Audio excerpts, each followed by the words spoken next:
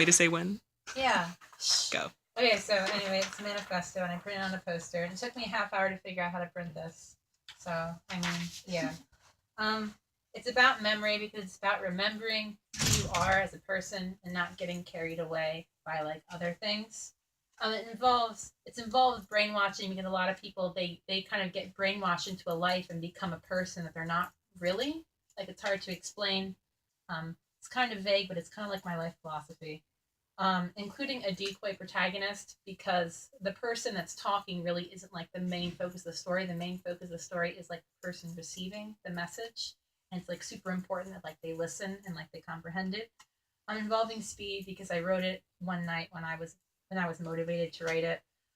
Improvisation because I wrote it like freehand. Like I didn't go back and really revise it because I didn't really think it was that kind of thing. Um, Involving a misunderstanding because it's about people that misunderstand themselves and then they try and live life as something that they're not.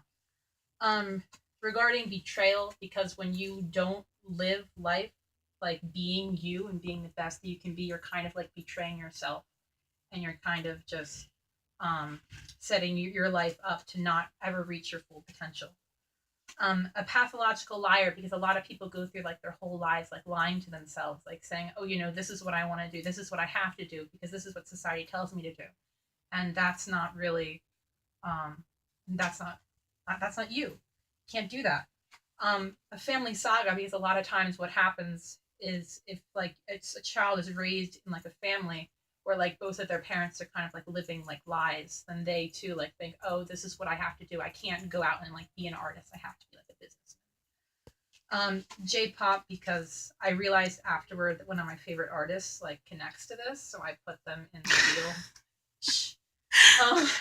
Emotional Okay. disconnect because a lot of people like they're not really like connected with like themselves emotionally and they can't really realize like what it is they really want in life, and that's kind of like a common problem.